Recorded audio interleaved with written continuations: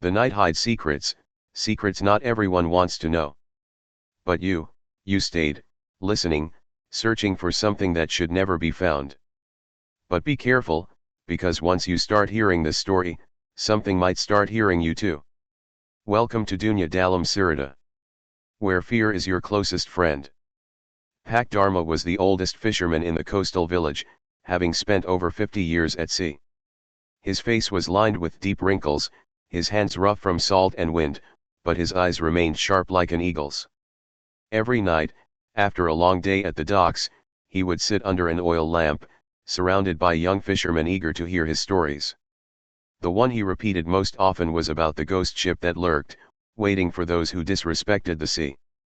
According to him, there were certain waters that must never be crossed. If someone sailed too far into them, they would never return the same way. The sea is not just water and fish, he would say, taking a deep drag of his clove cigarette. There's something watching from beneath. Those who disappear, they don't really leave. They wait. Among those listening was Dika, a young fisherman who had only been at sea for 2 years. He was not one to believe in superstitions. To him, the sea was a place to earn a living, not a home for ghosts. Together with his friends, Ronnie and Buddy, they often laughed at Pak Dharma's stories. So if we see a sea ghost, should we just feed it some fish to keep it full?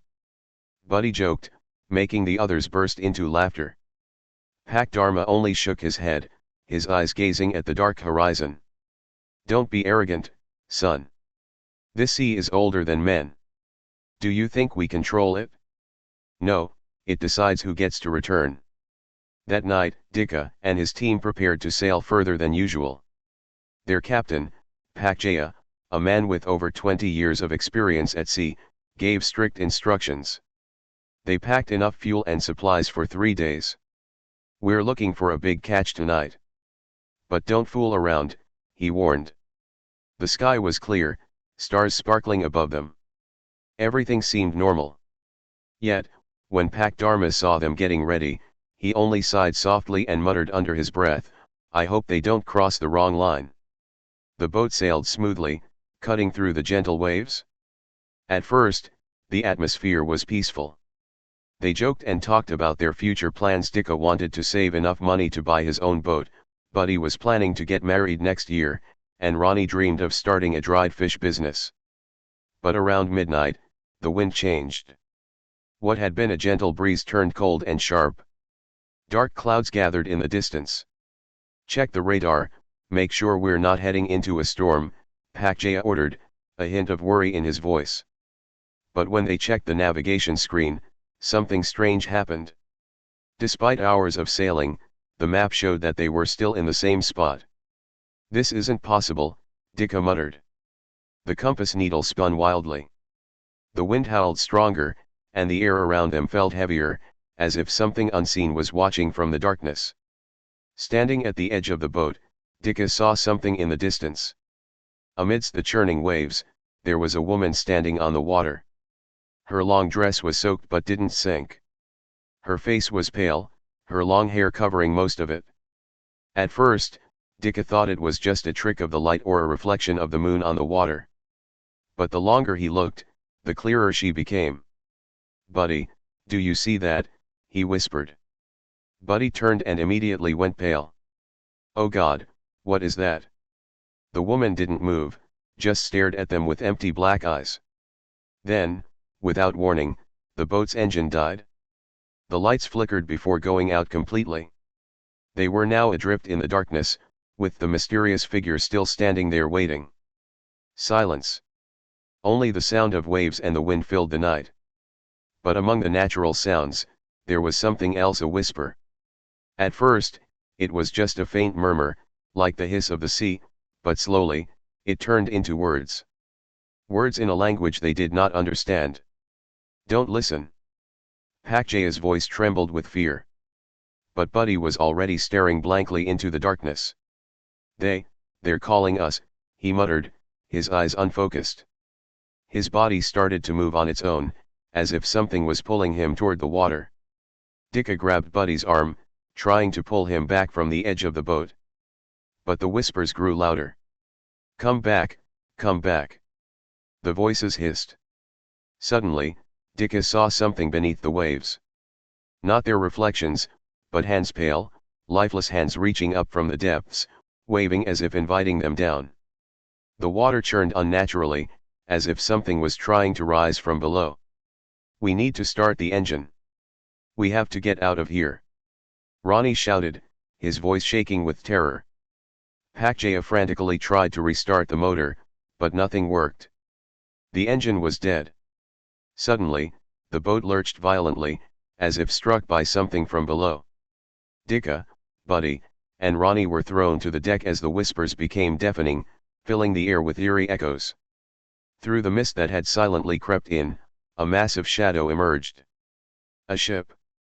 An old, rotting vessel with tattered black sails and a hull covered in barnacles and seaweed. There was no sign of life aboard, yet the ship moved toward them as if controlled by an unseen force. Dicka's breath caught in his throat. He had heard of this ship before. Pak Dharma's stories, the ghost ship that hunted those who dared to cross forbidden waters. That's the cursed ship, Dicka whispered in horror. The woman who had been standing on the water now floated up onto the ship's deck. Her empty eyes locked onto them as she smiled a slow, chilling smile. You have crossed the boundary. Now, you must pay. Her voice echoed through the air, stretching unnaturally, reverberating inside their heads. Before they could react, a massive wave rose from behind the ghost ship, surging toward them like a black wall. The wave crashed down, swallowing them in its cold embrace. The world turned to chaos, water, screams, and darkness. Darkness. Cold, suffocating darkness. Dicka's lungs burned as he struggled to the surface, his arms thrashing against the relentless pull of the sea. His ears rang with the echoes of the wave that had swallowed them whole. He broke the surface, gasping for air, coughing up salt water. The boat, where was the boat? He turned frantically in the water, heart pounding. Buddy. Ronnie, he shouted. No response. The storm had passed, but an eerie mist now blanketed the ocean. There was no sign of their boat, only floating debris. He swam toward a broken plank, his body trembling from exhaustion. The sea was unnaturally silent. Even the usual sounds of the waves seemed muffled. A splash nearby caught his attention.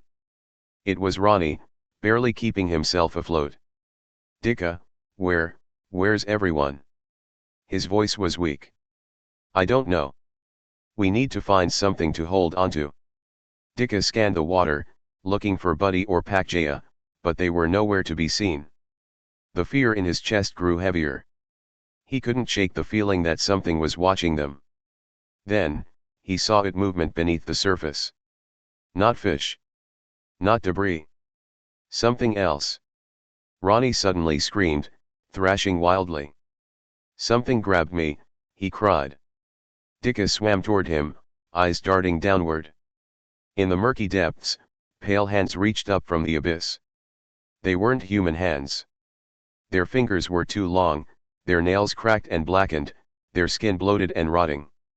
One of them latched onto Ronnie's ankle, yanking him downward. No. Dicka lunged forward, grabbing Ronnie's arms and pulling with all his strength. But the hands multiplied, gripping Ronnie's legs and waist, dragging him deeper. His screams turned into gurgles as the water swallowed him. And then silence. The hands were gone. Ronnie was gone. Dicka floated there, his body frozen in shock. The sea had just claimed his friend, but there was nothing he could do. Then, through the mist, a shadow loomed over him. The ghost ship. It had returned. But something was different. The ship was no longer empty. Dark figures stood along its rotting deck, watching him. Their faces were obscured, their bodies draped in tattered, wet clothing. They stood still, unmoving. Except for one. The woman. She was closer now, standing at the bow of the ship, her gaze locked onto him. Her eyes were completely black, her lips moving as if whispering something he couldn't hear. The whispers returned. This time, they were inside his head. A cold, numbing sensation spread through his limbs. His body felt heavy, his will to fight slipping away. "Come, join us." The woman lifted her hand, fingers beckoning. The ship began to move again, drifting toward him. Dicka's breath came in short gasps. His mind screamed at him to swim, to fight, to run. But his body refused to move. He could feel the water beneath him shifting, something stirring below. And then, from the depths, a familiar voice echoed. "Dicka." It was Buddy. But Buddy was nowhere to be seen. The voice came from beneath the water. Dicka's body stiffened. His mind screamed that it was impossible. Buddy had been dragged under, swallowed by the ocean. But the voice was unmistakable. It was Buddy's. "Dicka, help me." His breath hitched. The voice wasn't coming from above the water. It was coming from beneath him. His instincts told him to swim away, but his heart wavered. What if Buddy was still alive? What if he had somehow survived? Slowly, hesitantly, he dipped his head underwater.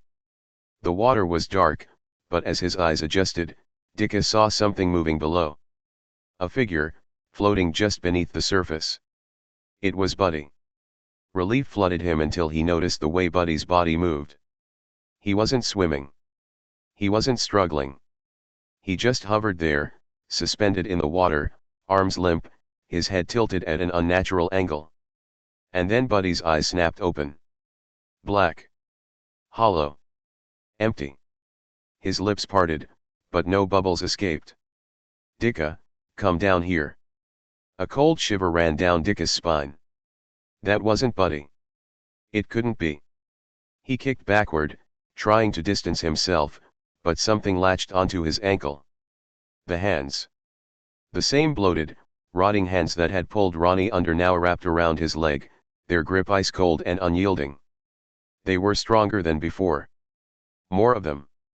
Climbing up his body, clawing at his skin, trying to drag him down into the abyss. "No. No." Dicka thrashed, kicking wildly, desperate to break free. But they wouldn't let go. The ghostly version of Buddy reached toward him, his mouth stretching into an unnatural grin. "You belong here now." The water swirled, growing darker, pulling Dicka into its depths. Just as he felt himself slipping under, something grabbed his wrist. Not the hands from below, something else. Something strong. He broke through the surface, gasping for air, coughing violently. The grip on his wrist tightened, and then he was being pulled up, dragged onto something solid. A boat. His vision blurred, his body weak, but he could just make out the face above him. Pakjaya. The older man was drenched, his face pale with fear. "We have to go. Now." Dicka tried to sit up, but his body wouldn't cooperate. His limbs were numb, his mind reeling. "Buddy. Ronnie, they're still." Pakjaya's expression darkened. "Mirika Sudadiambil, Nak." The boat rocked as it sped away. Dicka lay on the deck, trying to regain his strength. But even as they escaped, he knew this wasn't over. He turned his head, looking back toward the misty waters where they had just been. The ghost ship was still there, unmoving, its dark silhouette blending into the fog. And on its deck, the woman in white stood watching them. Smiling. Whispering something Dicka could almost hear. "We are not done yet." The engine roared as the boat sped away from the cursed waters, cutting through the waves like a wounded beast escaping a predator. Dicka lay on the deck, chest heaving, soaked to the bone. His body felt heavy, as if the ocean itself had left a mark on him. Pakjaya held the wheel tightly, his knuckles white. His face was unreadable, but his eyes darted to Dicka every few seconds, checking, as if making sure Dicka was still human. "We're far from there, right?" Dicka finally asked, his voice hoarse. Pakjaya didn't answer. The sea was unnaturally still. No waves. No wind. Just an eerie quiet that pressed against them like a weight. Dicka sat up slowly, his muscles screaming in protest. The boat should have been shaking, bouncing with the movement of the ocean, but it wasn't. He looked over the side. The water was too dark. Too deep. Almost, lifeless. And then his reflection flickered. There was someone else in the water. Dicka jerked away, his heart pounding. Pakjaya, something's wrong. Pakjaya finally turned. His face was tense. I know. Before Dicka could ask, Pakjaya pointed at his arm. Look at your hand. With trembling fingers, Dicka lifted his arm. Something was there.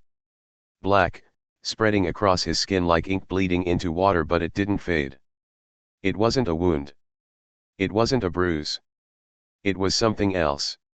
What is this? Pakjaya took a deep breath. Their mark. Whose? The ones below. A breeze drifted past. Dicka froze. The voice had returned. Soft, almost imperceptible. Like the wind whispering in his ear. Like someone, calling him. Dicka. That wasn't Pakjaya's voice. That wasn't a human voice. That was the sea speaking. Dicka turned his gaze toward the ocean. Something was appearing in the distance. A shadow. Tall. Dark. Standing on the water, getting closer with each passing second. It had no face. No clear form. But Dicka knew it was watching them. Pakjaya, we're not out of this yet. Pakjaya clenched his jaw, pushing the throttle as hard as he could. We have to get back to shore. Now. But Dicka knew. They wouldn't let them go that easily. The boat surged forward, the engine roaring like a wounded beast. The once still ocean had come alive again, waves crashing violently as if trying to push them back toward the cursed waters. Pakjaya gritted his teeth, gripping the wheel tightly. Hold on. Dicka clutched the side of the boat, his heart hammering against his ribs.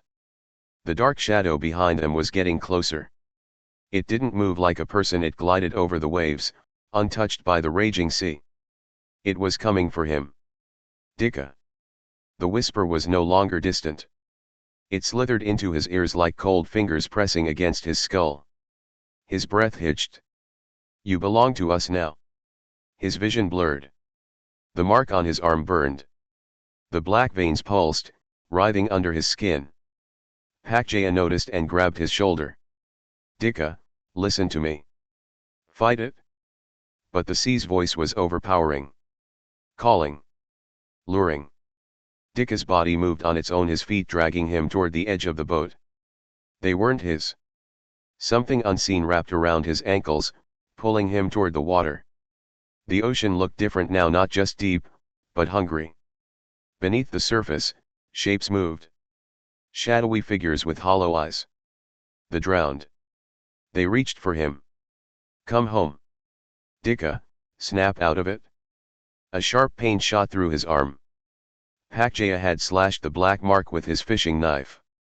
A burning sensation tore through his body. The whispers faded for a moment. They're trying to take you, Pakjaya growled. I won't let them. A blinding light suddenly pierced the darkness. Ahead, the lighthouse. The shoreline was close, too close. Pakjaya yanked the wheel, steering them away from the jagged rocks just in time. The shadow in the water let out a deep, guttural growl. The lighthouse's beam struck the ocean, and for the first time, the thing chasing them recoiled. They don't like the light, Pakjaya muttered. Dicka, still gasping for breath, gritted his teeth. Then we just have to reach land. The boat crashed against the dock, nearly throwing them overboard. The sea hissed as if angry that they had escaped. The whispers faded, swallowed by the waves. But Dicka knew this wasn't the end. The mark on his arm was still there. And somewhere beneath the water, they were still waiting. The boat slammed against the wooden dock, rocking violently before settling into eerie stillness. Dicka, Pakjaya, and the others scrambled to their feet, panting as if they had just escaped a nightmare, except the nightmare wasn't over. The wind howled around them, carrying the scent of salt and something rotten. The small fishing village was eerily silent. No voices, no lights, nothing but the waves crashing against the shore. Where is everyone? Buddy whispered, his voice trembling. Ronnie swallowed hard. Maybe, they're sleeping. But Dicka knew better. Something felt wrong. The pain in Dicka's arm flared up again. He pulled up his sleeve and froze. The black veins weren't fading. They were spreading. Pakjaya grabbed his wrist. Dicka, this thing hasn't let go of you. I know, Dicka muttered, his breath shaking. It still wants me. Then we find a way to stop it, Pakjaya said firmly. But how do you fight something that isn't from this world? As they walked deeper into the village, the silence became suffocating. The houses were open, doors swinging in the wind. Plates sat on tables, half-eaten meals untouched as if the villagers had vanished in the middle of dinner. This isn't right, Ronnie stammered. Where the hell did everyone go? Then they saw it. Footprints. Leading to the ocean. Hundreds of them, all heading in the same direction straight into the dark, rolling waves. We should leave, Buddy said, his voice shaking. But before they could turn back, a voice called out. Dicka. He froze. His blood ran cold. It was his father's voice. Dicka spun around, his eyes searching the darkened houses. He knew it wasn't possible. His father had been lost at sea years ago. He was gone. And yet. Come home, son. The voice came from the water. Pakjaya pulled Dicka back as the waves receded, revealing something in the mist. Figures stood at the shoreline, their silhouettes barely visible against the dark ocean. Their bodies dripped with seawater, their faces obscured by shadows. And then, one stepped forward. A man, Dicka's father. Dicka's breath hitched. The man standing before him had the same face, the same worn-out features from his memories. It was his father, the one who had disappeared years ago in the cursed waters. No, Dicka whispered, stepping back. It's not real. The figure smiled, a twisted, unnatural grin. His skin was pallid, bloated, as if he had been underwater for years. Come home, son.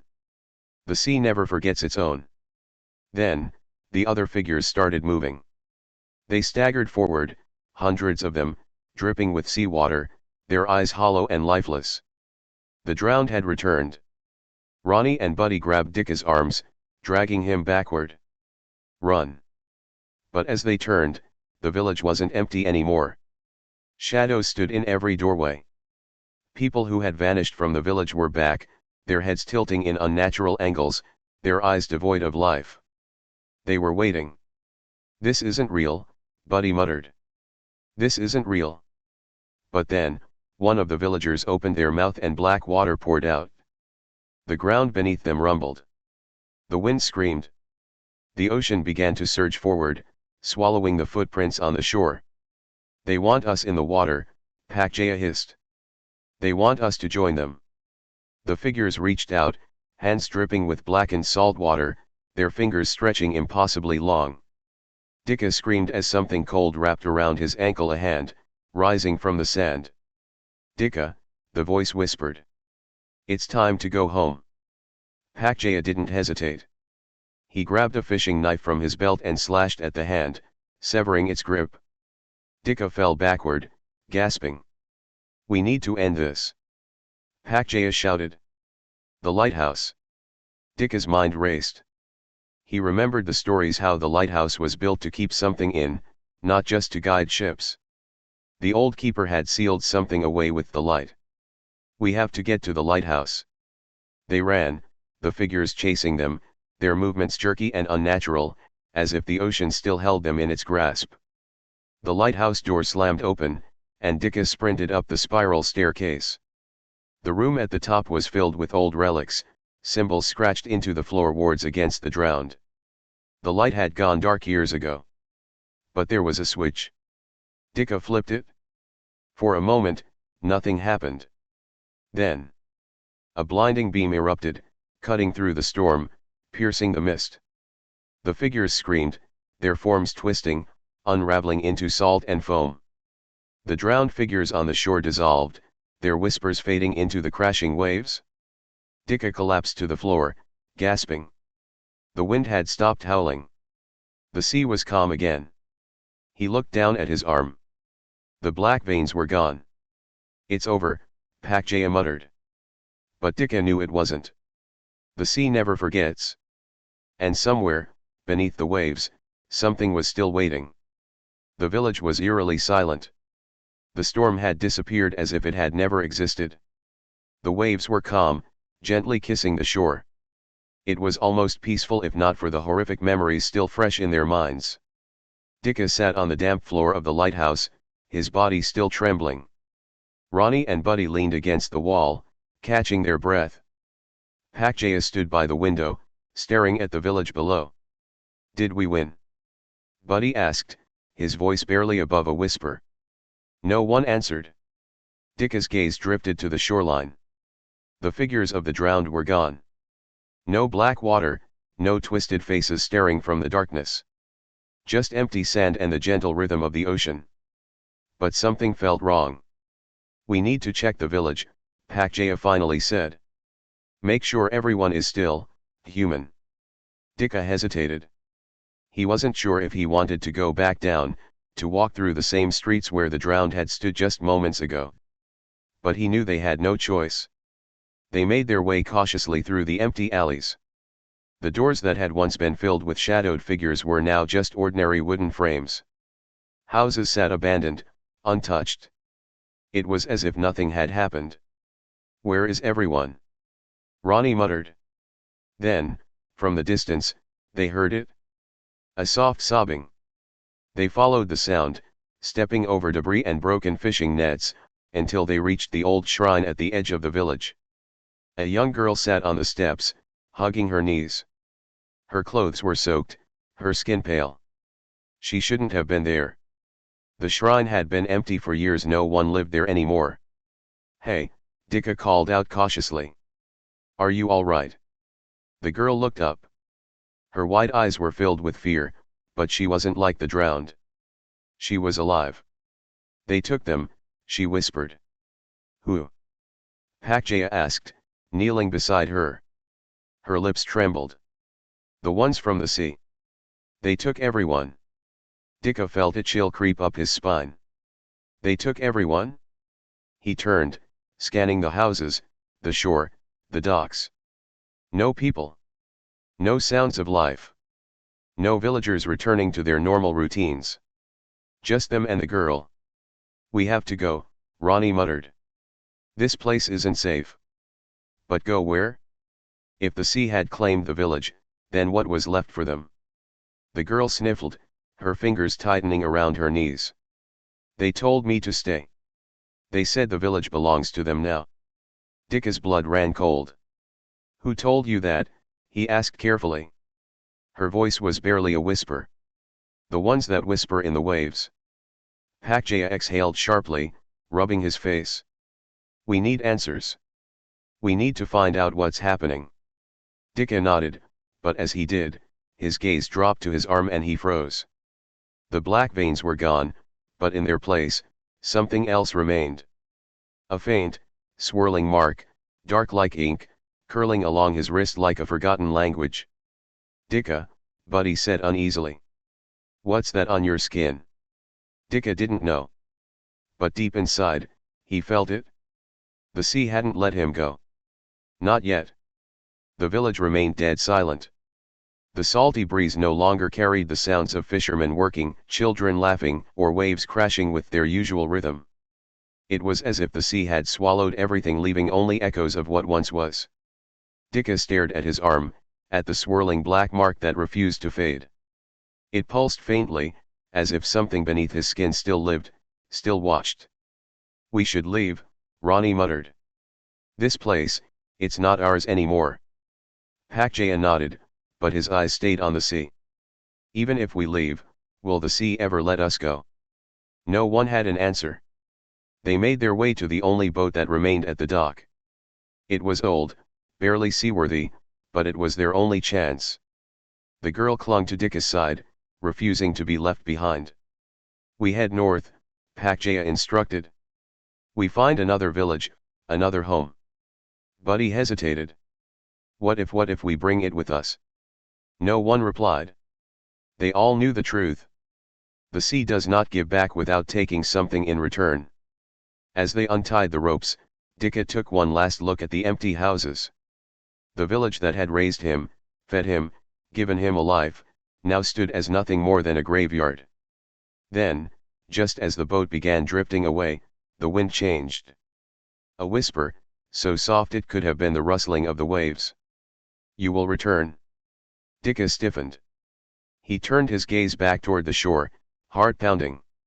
The village was still empty. Nothing moved. But deep in the mist, where the land met the sea, he swore he saw them. The drowned. Standing in silence. Watching. The boat moved forward, away from the cursed village, away from the whispers of the dead. But even as the horizon stretched before them, Dicka couldn't shake the feeling deep in his bones. The mark on his arm pulsed. The waves whispered. And in his heart, he knew. The sea never forgets. And one day, it will call him back. Thank you for listening to this story. But remember, never assume this is just a story. Who knows, something might be listening along with you right now. Don't forget to like, subscribe, and turn on the notification bell so you won't miss the next story. But be careful, maybe after this, something else has subscribed behind you. See you in the next tale, and may your night remain peaceful, if it can.